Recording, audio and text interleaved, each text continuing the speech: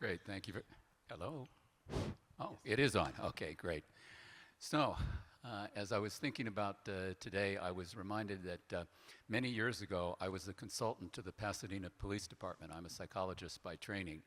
And I'm going to be a police officer today. I'm going to be guiding both our speakers and all of you in the audience who have questions and comments a little bit later on. So I will speak just very briefly at the opening here and then move into, don't worry, I'm not going to get out of uniform, but I will be keeping us moving along and looking forward to hearing what our panelists have to say. Books have power from all sides of the political spectrum. Just as examples, books that have helped shape the liberal agenda in the past decades range from John Steinbeck's The Grapes of Wrath to Doris Kearns Goodwin's Team of Rivals. Helping to shape the conservative agenda are books such as Frank Meyer's In Search of Freedom. Poetry, plays, and other literary forms also have this kind of power. And although our session is entitled Speaking Truth to Power, I think you'll hear from some or all of our presenters this afternoon that we're also talking about speaking truth to the powerless and thereby empowering them. So I think that's going to be a part of what we'll be discussing this afternoon. That concludes my introductory remarks. Just to identify me, I come from California State University, Northridge, and am also an author and am currently awaiting news from a publisher for a book that submitted for publication, so keep me in your thoughts. That's enough about me. Our speakers today are Pedro Iniguez, who is a Mexican-American science fiction and horror writer in Los Angeles, winner of the Bram Stoker, Elgin, and Dwarf Stars Awards. He's the author of Mexicans on the Moon, Speculative Poetry from a Possible Future, Fever Dreams of a Parasite, Echoes, and in Embers, Speculative Stories, and his debut picture book. His horror poetry collection fits, the Build a Monster workshop is due out on May the 7th, so coming right up. So Adolfo Guzman-Lopez, who's second invite. Well, and there we go. Needing no introduction, I will nevertheless give one. So he is a reporter at LAS, the NPR affiliate here in Los Angeles. I was listening to him pre-recorded, I found out, driving here today. In 1994, he co-founded the Taco Shop Poets, a performance poetry group. His first collection of writing is California Southern, Writing from the Road, 1992 to 2025. Lisa Alvarez's poetry and prose have appeared in many journals, such as About Place Journal, Airlight, Anacapa Review, Citric Acid, Huichache, yeah. And I got consultation on how to say that, but it didn't quite work. So Huichache, Santa Monica Review, and in anthologies such as Sudden Fiction, Latino, short stories from the United States and Latin America, and most recently, Rumors, Secrets, and Lies, poems about pregnancy, abortion, and choice. She's a professor of English at Irvine Valley College. In the summer, she co-directs the writers' workshops at the Community of Writers in California's High Sierra. Her debut collection, Some Final Beauty and Other Stories, was published in August 2025. And there it is, on display. And finally, Daniel Olivas is the author of 13 books, including Waiting for Godinez, a tragicomedy in 2 acts, Chicano Frankenstein, a novel, and Crossing the Border, collected poems.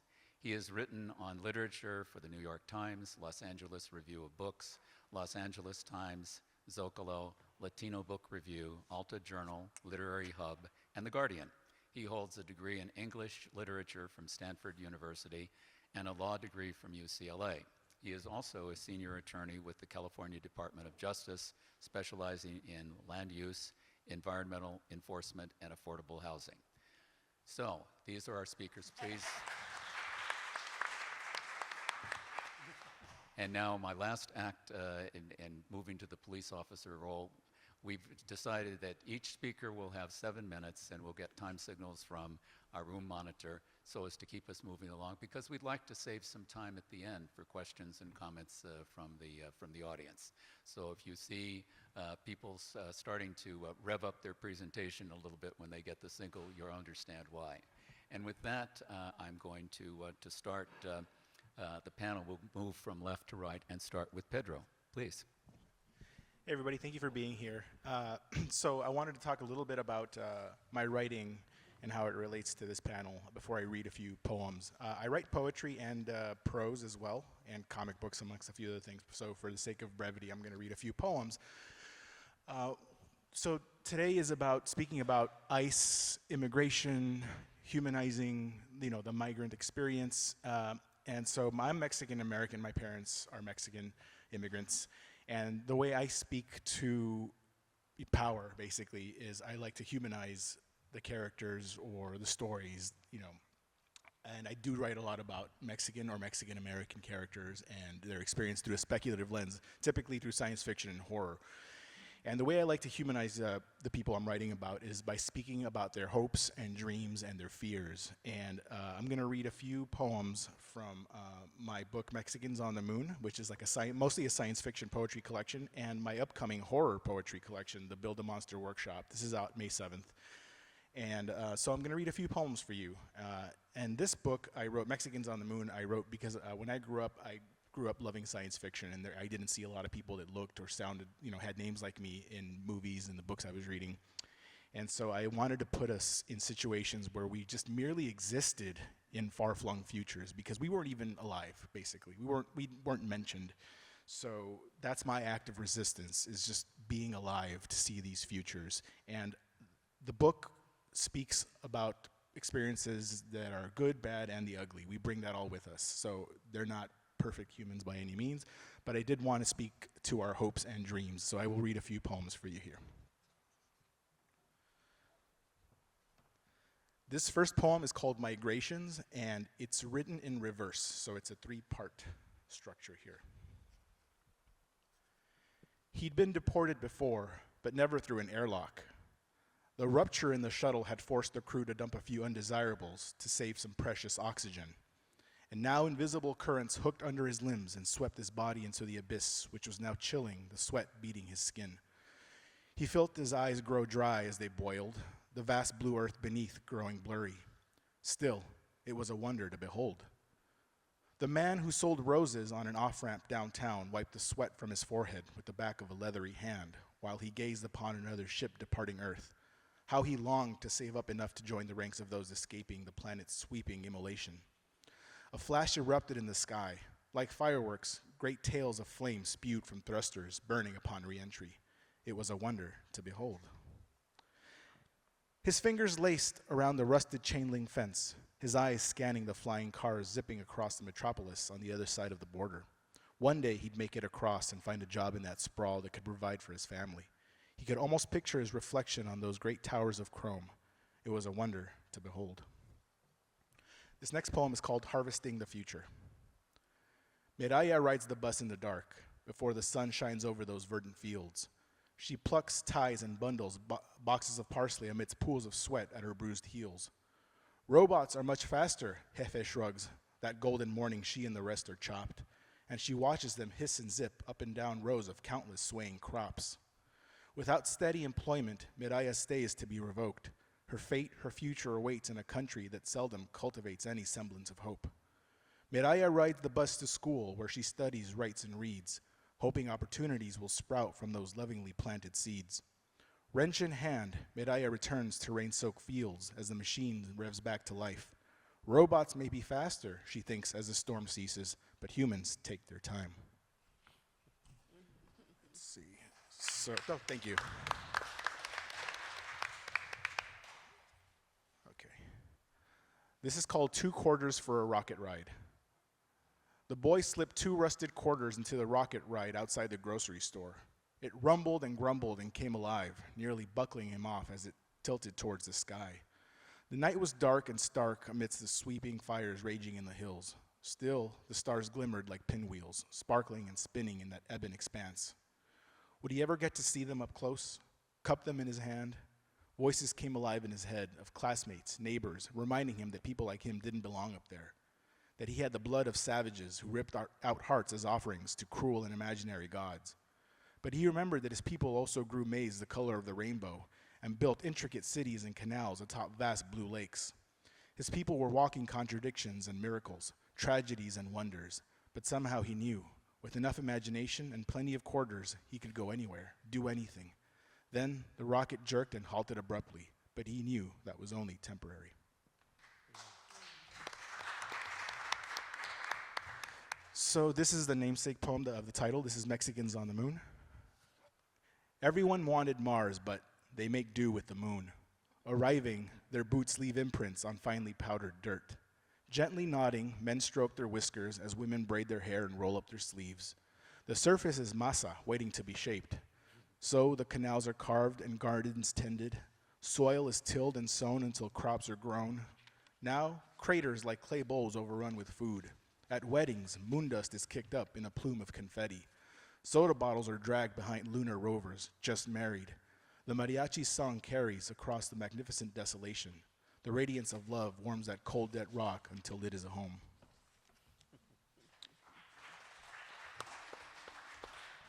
And this poem is called Marshicans, which blends the word Martians with Mexicans. Marshicans.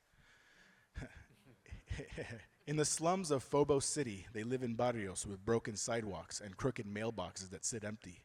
They shelter in homes littered with sheet metal roofs stamped by ball-peen hammers, where adobe walls are sculpted by leathery hands using dirty runoff and earth the color of ground coffee.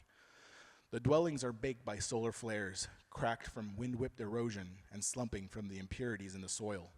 At night, they sleep like sardines wrapped in blankets and wake to wide blue souls. They know red is the color of passion, yes, but also of hope, that one day here too shall rise great pyramids.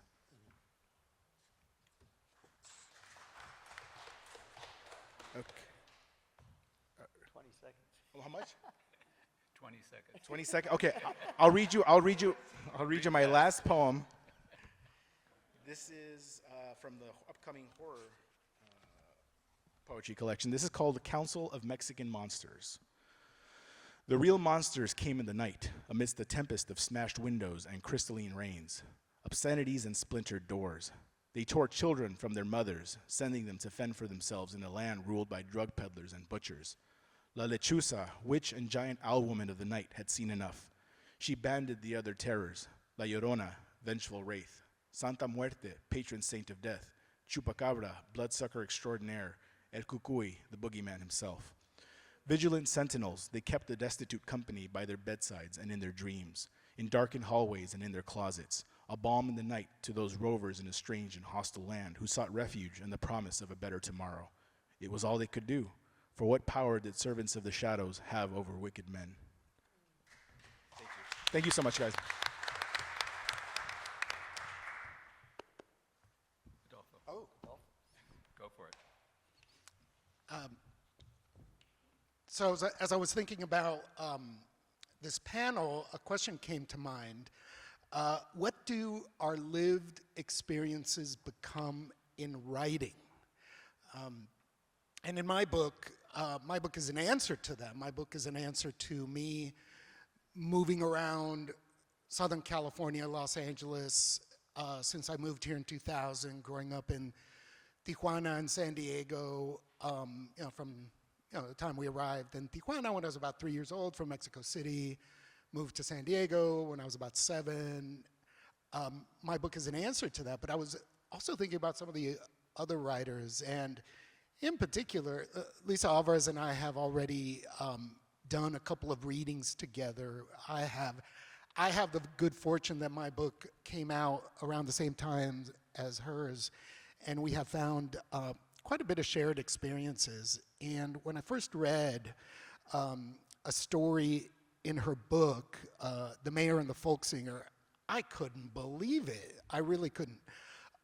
So if you're gonna buy just one book today, if you call yourself a lover of literature, if you say that you support living writers, and even if you don't like being told what to do, and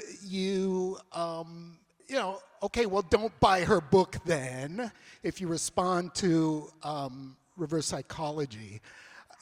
So the reason I am really kind of pumping up her book is that she accomplishes something in that story that I sought to do in a different format, granted. But I'm gonna read. So in that story, she deals with the Mexican-American mayor of Los Angeles in the early 2000s, a very traumatic experience in LA with the South Central Farm, but she elevates it to literature, right? Which raises another question for me, which is, what do we do with both the close experiences and maybe not so close experiences of seeing mothers taken away, fathers taken away, families separated, colleagues, friends maimed by law enforcement, people leaving our block, our neighborhoods, being pushed out, moving out of the country rather than staying, right? And that can obviously engender anger, rage, rightfully so. And there is plenty of writing to be done with those feelings. But, one of the things that Lisa achieves in her story is a humanity of the topic, some real deep topics. So do I have 20 seconds left now? Is that it? Arrival. Mari came out from San Anto, big river suitcase, dreams by her side. She wanted to doctor the kids back to life, one classroom at a time, Sacred Heart all the way. Wanted to find her place in the rainbow of brown. She'd heard the river changed its course here, wanted to see it happen again, wanted to feel the rain slide down the foothills and flood down her back. Spent her first East Side sunset on the second floor balcony listening to the little guitars, the 5 green neon letters blazing in the distance, calling her to prayer. This was the home she searched for. Between classes and finals, she found time for marches. Mari was the real deal, down and brown, fist up high. The year before she defended between Sunday night sambas, took her to the garden, the central place, south of the city. We walked, skin to the earth, acre after acre. Her ankles brushed the leaves, epazote, calabazas, corn. This is where all could learn. The sunset was no longer a mystery. The shades of yellow, orange, and red, clear patterns made by the wind, the watercolor hand, the drying light. That's where Mari met Tizoc. They wove their fingers into a basket, cradled hearts. The thin blades from the corn whipped by the Santa Anas cut short gashes in their arms. It was all too much. Lots of kids, lots of casualties, making little progress. Mari dropped out. Mari plugged in and moved to the garden. She slept under a canopy of upside-down yellow trumpets. Last time I saw her, she was on the other side of a spewing bulldozer, come to clear the place. Our eyes locked as we remembered. Mari laid it all on the line. She lied down in front of that machine, made like the outline of that mountain volcano. Everyone else did too. Her comadre wrapped her legs around a tree. That was a decade ago, when Mari drank that 6 o'clock sunset and battled for you and me.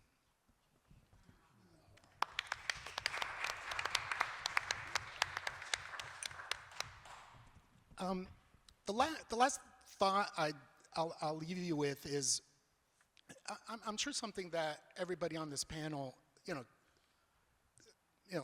does, which is, how do we move about what we see and be present with it, and get inspired by it, and what do we pull out to turn into writing that we feel is not, is lasting, is touching, is human, right?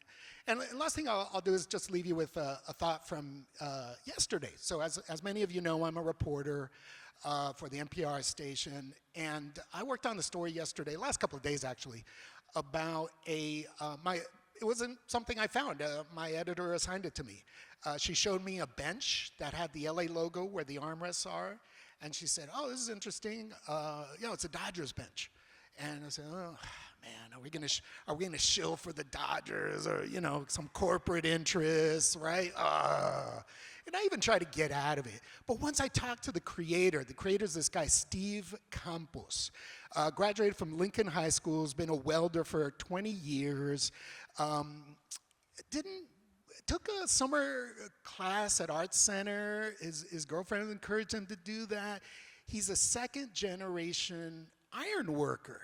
His father made those security bars, windows, right? And all in Northeast LA mostly. He was even telling me that, after the Night Stalker, oh man, he made a killing because everybody wanted to put, bars on their windows. So, and as a matter of fact, to this day, he does some work removing bars. Gentrification's led to some of that. I'll take these, window bars off my window, and they see his name and they say, "Campos, hey, wait a second, did your father work in iron?" And so he's seeing some of his father's work as he goes back to these neighborhoods decades later. So it made me think of a visit I took to the Whitney years ago, 15, 20 years ago, and I saw in the old Whitney, right, and they had on display The Circus, that piece by Alexander Calder that he made when he was in his 20s. And that piece got me to think a lot about Alexander Calder and his history. And I found out that he was a third-generation sculptor. And his father was a traditional sculptor. His grandfather sculpted the statue of William Penn that's atop I think it's the Pennsylvania State House. So that kind of dynamic of, what one generation does with the previous generation's art accomplishments has been with me.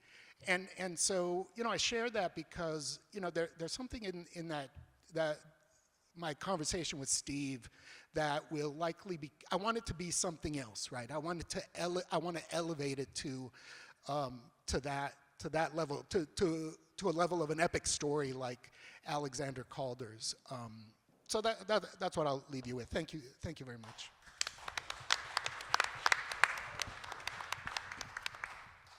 Thank you, and thank you, Adolfo, for helping me talk about the work I do, and thank you all for being here. It occurs to me that all the writers on this panel have been writing about this moment we're addressing today for years, right?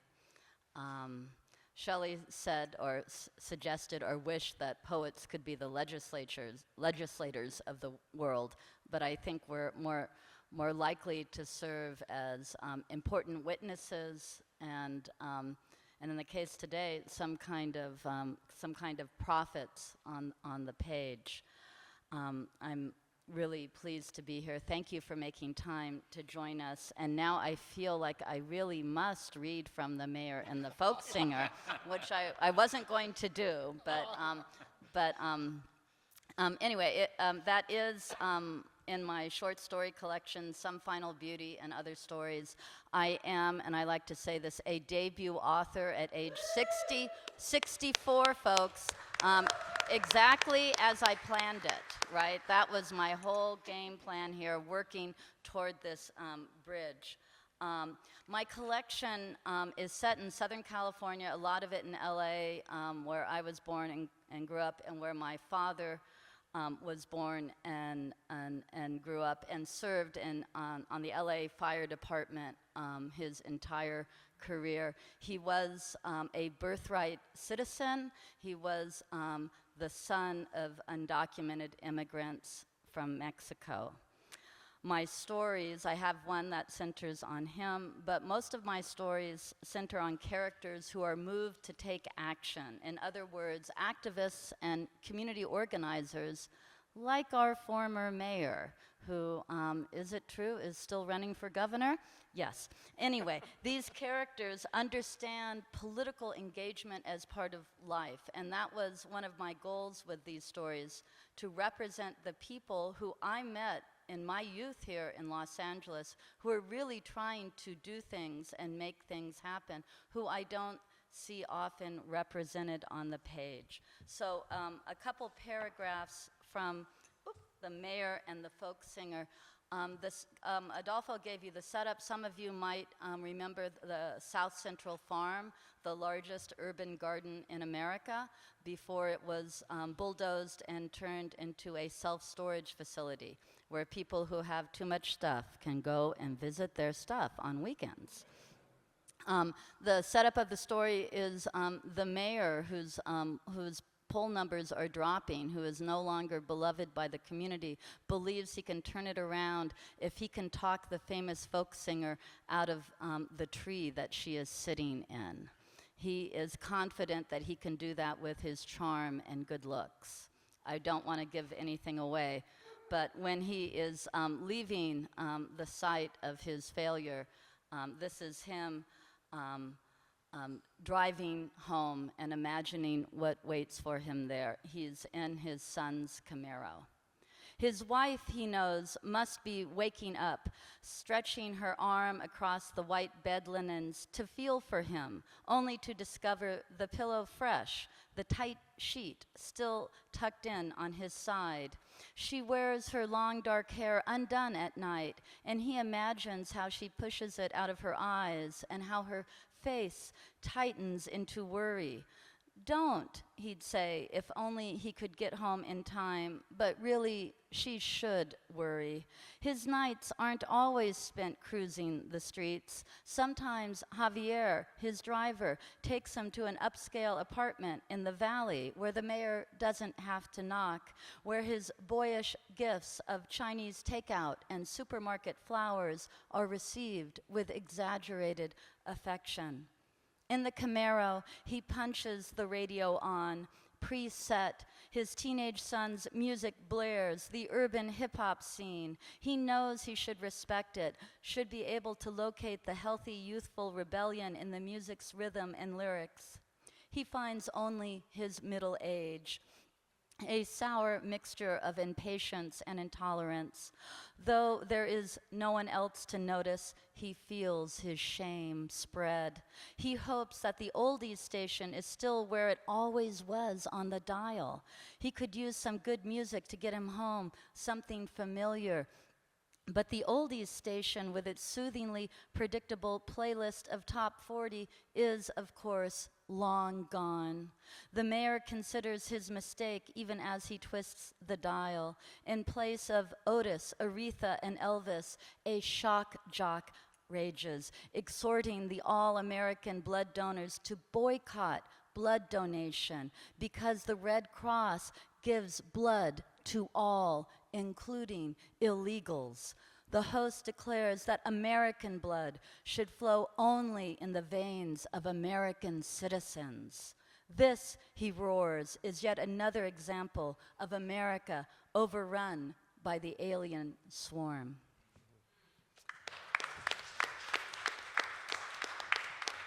And I really did hear that guy on the radio say that stuff.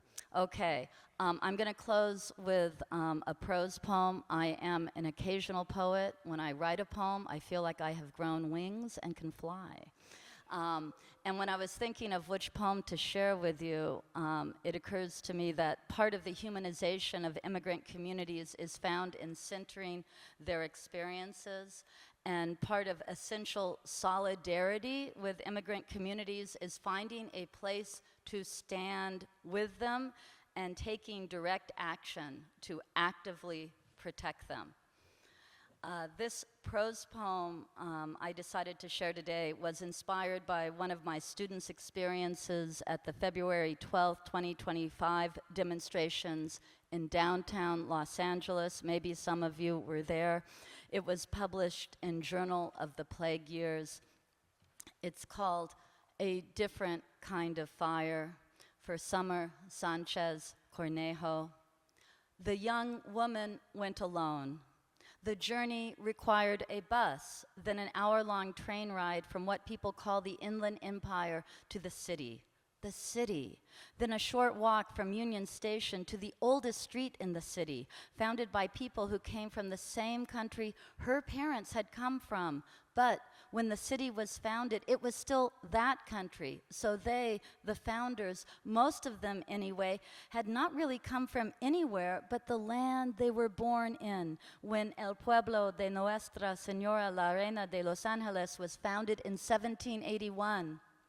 The plaza was also the site of raids nearly a century earlier in 1931, the beginning of the forced expulsion of almost 2 million people. She had learned that and more in college. She learned that knowledge meant little unless you did something with it. And now she was there with others, born here, born there. She had made her sign the night before in her dorm room. Ningún ser humano es ilegal en tierra robada. The crowd grew larger than the plaza and spread to the street, and then moving as easily as winter rainwater finding its way back to a dry stream bed, they took the freeway. She looked up. The familiar green signs of California freeways, 101 North, Hollywood Freeway, 110 South, San Pedro, 110 North, Pasadena. The sky was cloudless and blue. Palm trees waved. People cheered from the overpasses. Cars and trucks honked. There was singing. There was chanting. The police were somewhere far, far away with their blue and red lights, their sirens and bullhorns. More people than cars. Children too, and flags. So many colors. Days earlier, the city had been on fire. People had come together, done what they could in the face of forces stronger than they were. This was a different kind of fire, she felt, a different kind of coming together. Below her, she saw the ribbed concrete, the broken white lane lines. She discovered that while she had started out alone, she no longer was. Neither was she afraid. Thank you.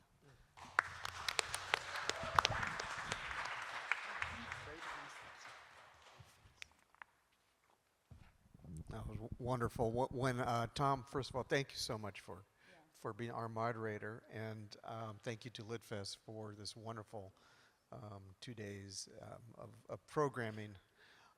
When I proposed this panel, you have to, when you do a proposal, you have to list potential writers, and these were the 3 writers I suggested, and it all fell into place so beautifully.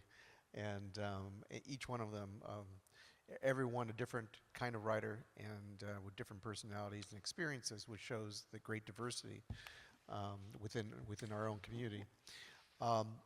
In 2018, I decided I needed to write a play. I had never written a play before. I had only written novels and short stories and poetry.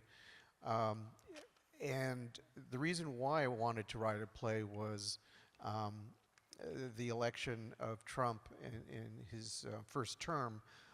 I saw the ugly anti-immigrant politics getting worse and worse, and family separation program becoming part of our government's policy.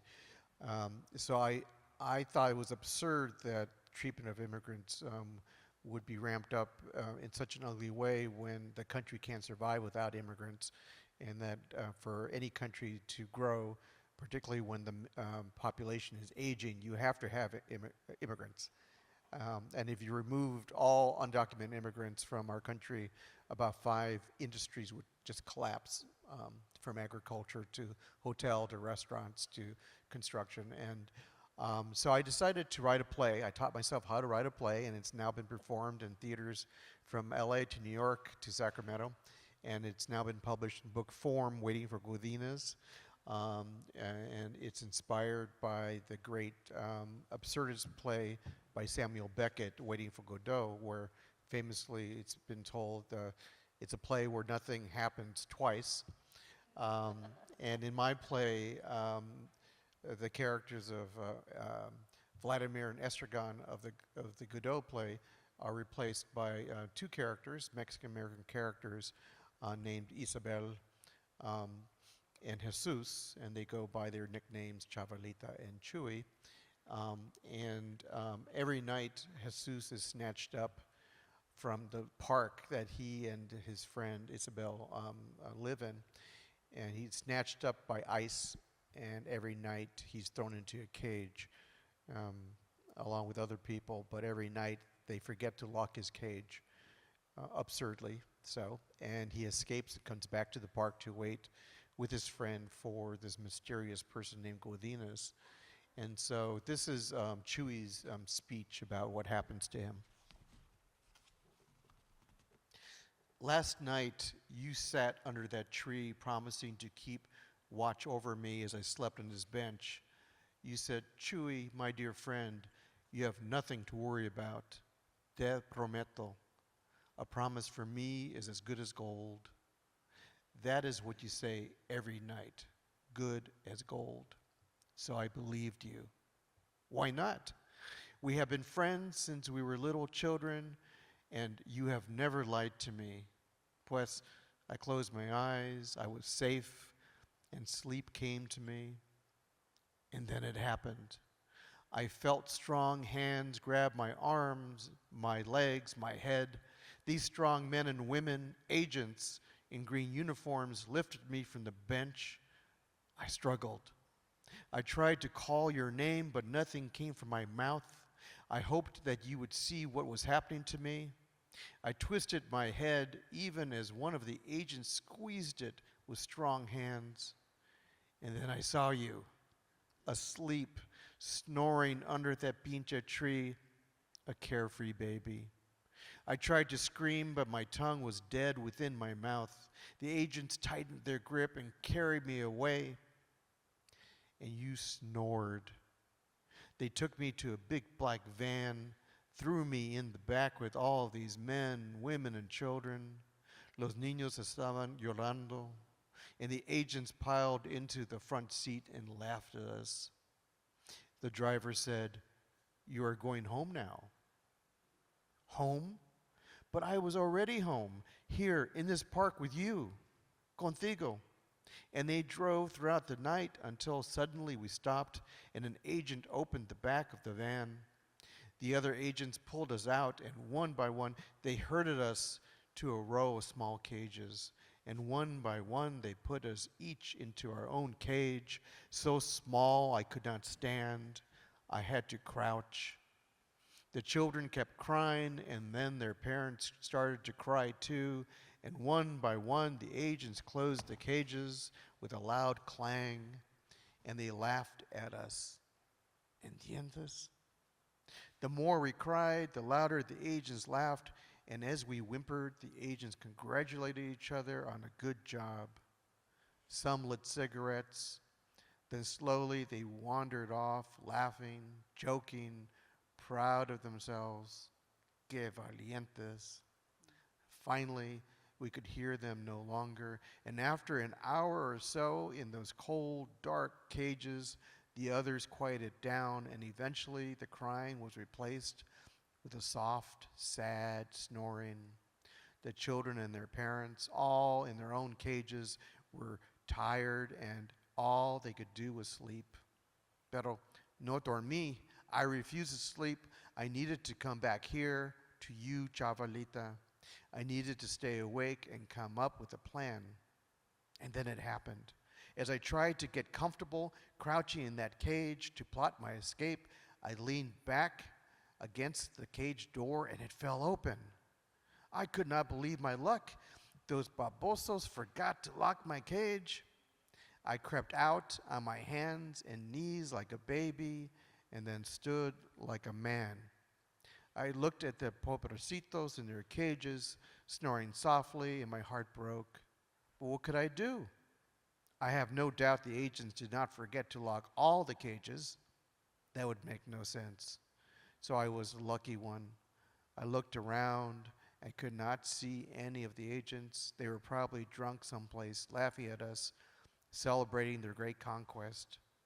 I crept away silently into the night to come back to this park, to this place, my home, to be with you, my friend.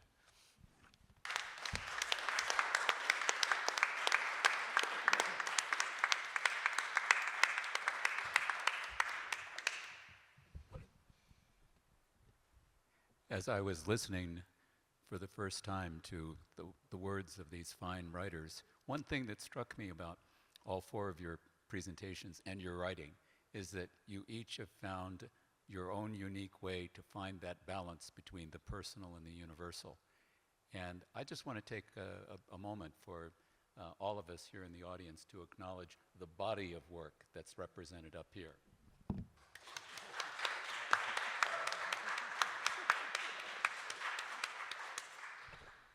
Now, when we were planning this session, we wanted to provide just a couple of minutes for interactions amongst the speakers. Adolfo and Lisa, you've already kind of had your interactions, but you might have something else you want to say.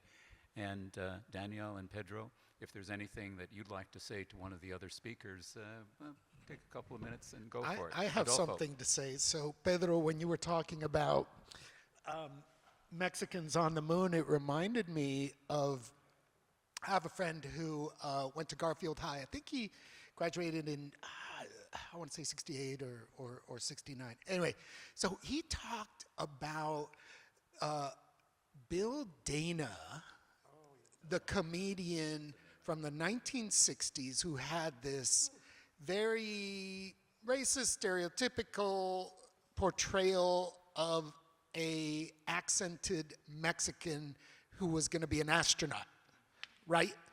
And made a lot of money, made a lot of presentations, right? With that, Bill Dena was not Mexican, right? And it was in that time, right, when these kinds of depictions were mainstream, right? And so it reminded me of my friend telling me that, and I haven't been able to confirm this, and I wanted to confirm this. So Bill Dena eventually realized how racist what he did was, right? And my friend said that Bill Dena once came to Garfield High to an assembly and apologized. Whether that's apocryphal or not, I mean, but he says that happened. So I don't know. I just want to put that out there. I don't know if you have a reaction or not.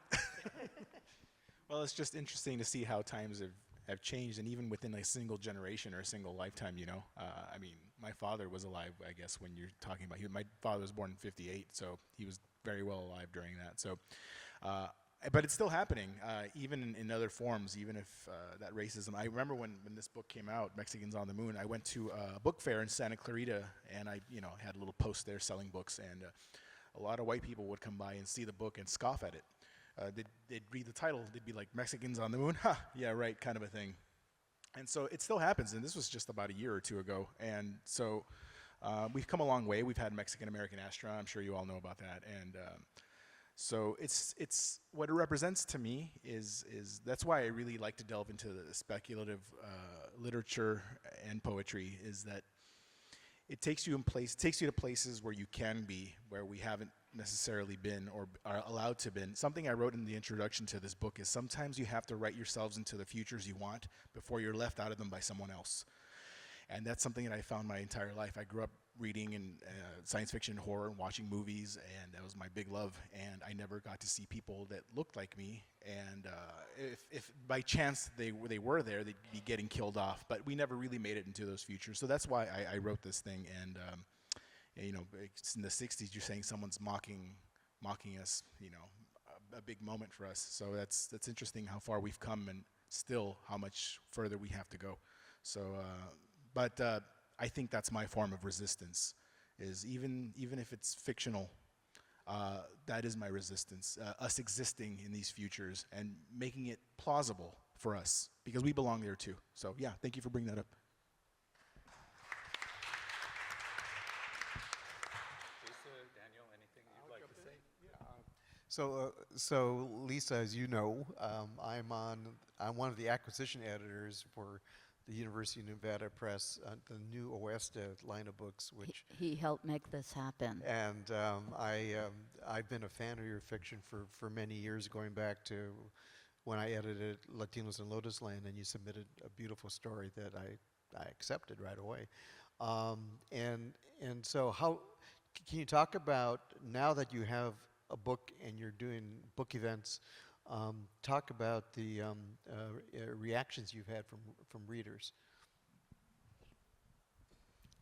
Well, I always like to tell people what makes me most happy about the book is that all my characters are together and they will be there forever, right? And I'm pleased that my characters have been united. It's a loosely linked collection of stories.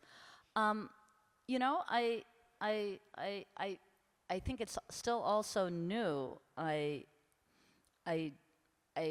still processing what it's like for people I don't know to read my work and then tell me about it. But I think my favorite reactions have been by students. I've been fortunate enough to return to Cal State Long Beach, where I've spoke to students there in a couple different ways. Cal State, I'm a first generation student, as we say now. I went to community college, El Camino, then took 3 buses for 5 years to go to Cal State Long Beach, where I began to write with serious intent. So it's been very moving to go back to a campus where I first set foot on the campus 44 years ago, walk into some of the same classrooms, and I want to say look out and see more students like myself, or variations of me, than were there when I first started going to school. And what they have told me that is very affirming, because I was really intentional with writing about the people I don't often find, and writing about the places I don't often find in stories, that they were grateful to find people who have jobs and who have to go to work and are really conscious of how they pay the rent and how to save money on the page, to find people who struggle quite directly and honestly with substance abuse and other issues on the page, and to find the kind of corners of Los Angeles and Southern California that don't get a lot of attention represented. So I thank you for that question. So yeah, it's affirming to find the book read by people who sort of remind me of my young self. And I want to say that play, folks, if you're connected to anybody who has access to a little theater company or a community college with a theater company, that's the kind of play. We're here for you know, a lit festival. The theme is books that change the public narrative, books that challenge the public narrative. I think a play like that can really help people think about this moment we're in and grow not just awareness, because I think we're aware, but develop empathy and understanding in a radical way. So that's your homework from the professor. Find places where that play, a cast of 3? No, actually it's 5. A cast of 5, right? Yes. I first saw it online during the pandemic, and it was powerful and soul-saving in a good way. Great. Thank you. And now over to you. Who has a question or comment? Okay, so in front and then back there. And please speak up.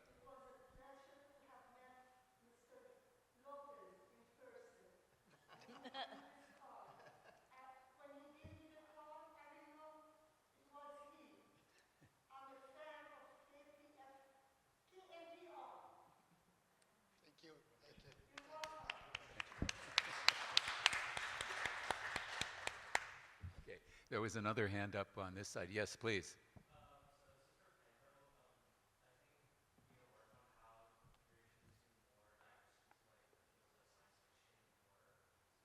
Could you speak up a little, please?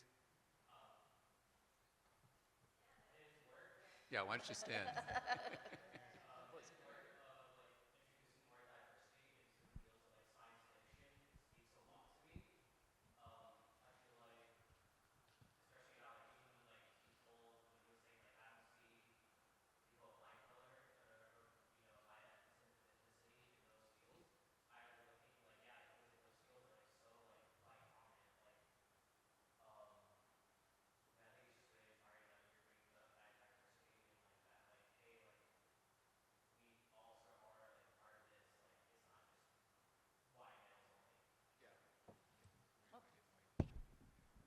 Thank you. Yeah, that was the big driving force for me. So I started writing.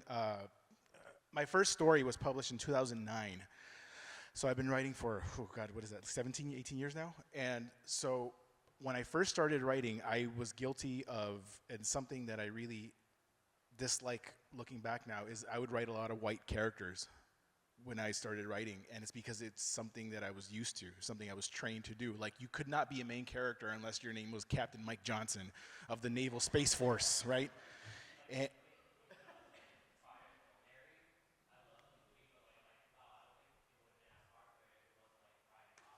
yeah, agreed, and that's something that we're still finding today.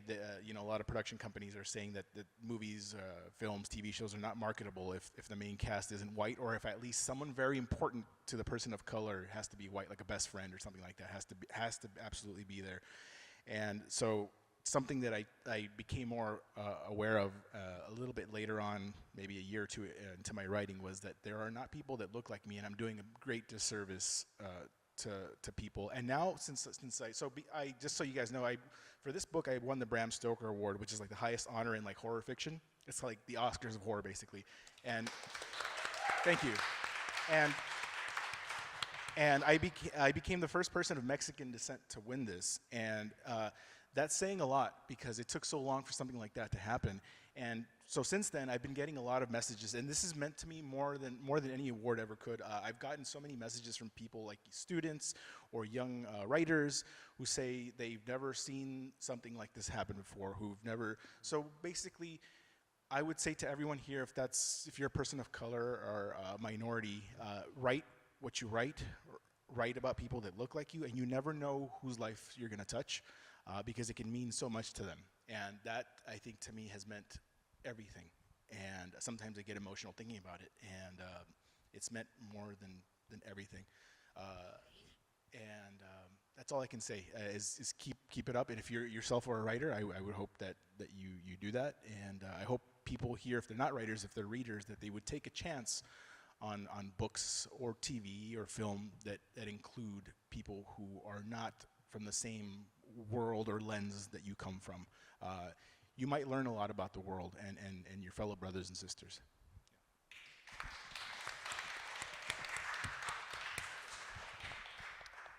More questions, comments? Yes, please.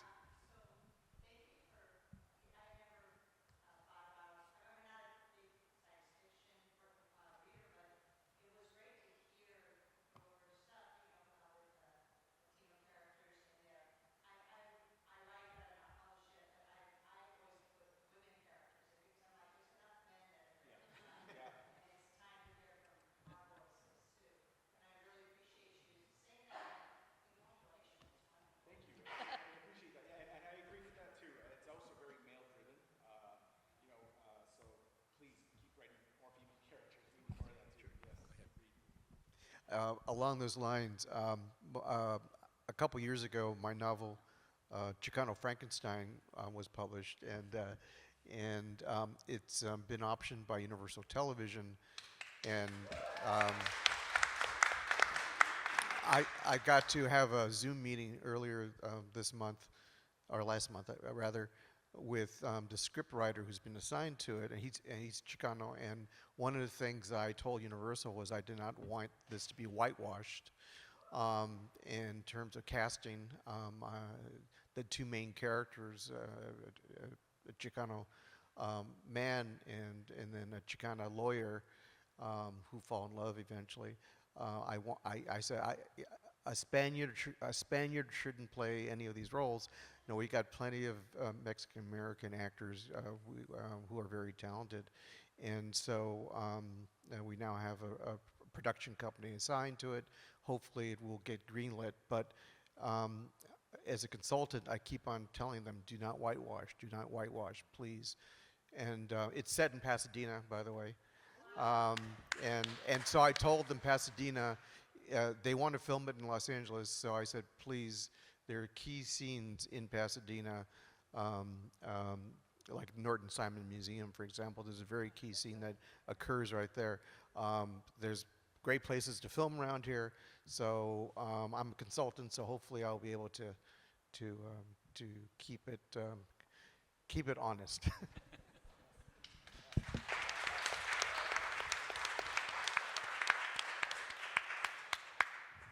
So we have time for one more question or comment. Is there anyone else who would like to speak?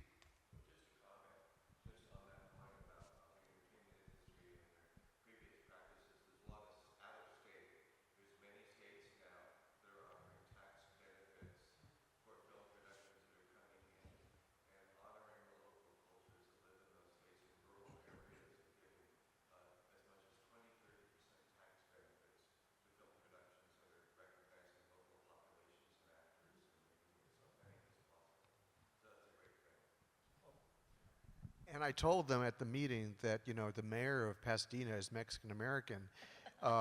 Victor Gordo, his parents are Mexican immigrants, and he was born in Zacatecas, and he's the mayor of Pasadena. So, you know, there you go.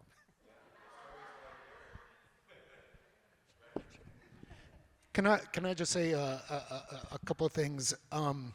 So if you all have heard me on 89.3, I encourage you to look up the podcast, The Forgotten Revolutionary. It's something that I worked on about 4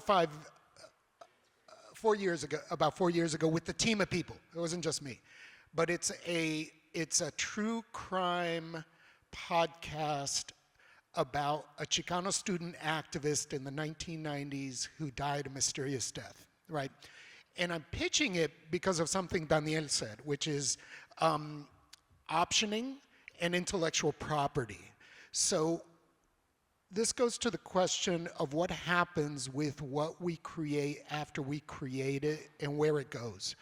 And so, you know, you've got to be connected with people. It's got to be a story. You have to push it, but the life that something you wrote and created has afterwards can get optioned by a production company. You negotiate, you created that intellectual property. And I'm telling you this because that happened with Forgotten Revolutionary. The IP for Forgotten Revolutionary is owned by my employer. I tried to negotiate some of it because it has a lot of my story in it. I wasn't successful in doing that at the beginning, but then Participant Media optioned it to be produced. It's in development, which means it's languishing. But anyway, okay, so what's my message to you? My message to you is that go ahead and create the thing, write your book, write your story, do the best that you can, get it out there, and know that there are many different rewards from what you create. The biggest reward for me has been interacting with people on a one-to-one basis, interacting with my fellow writers, getting to choose what I read from my book, right? Choosing the story that I pull out of my book to tell at different presentations. Never would have thought about that. And then having people come up to me, right? And then there are the different potential lives that your book can have, right? And that's a whole set of work that you can do to pitch it to production companies, and you have to have a lawyer to negotiate, an entertainment lawyer to negotiate your rights, and you can get some money. You could get, 5 digits, maybe even 6 digits, that sort of thing, keep you going for a little bit. And especially since you live in LA, you're around these people. You'll be surprised at the money that's out there in optioning and that sort of thing. So.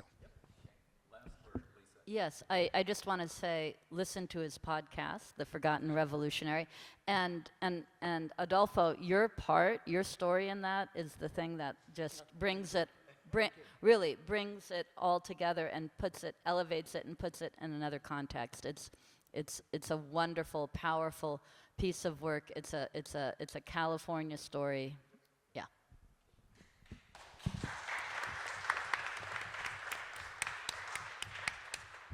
So please feel free to come forward if you want to speak to our speakers individually. Dan? Yeah, that's outside. Yeah. So, yeah, I think everybody knows by now where that is, just outside. So please do that. Can you take a picture of us? Oh, yeah. And thank you for coming. Thank you. Take a picture of us.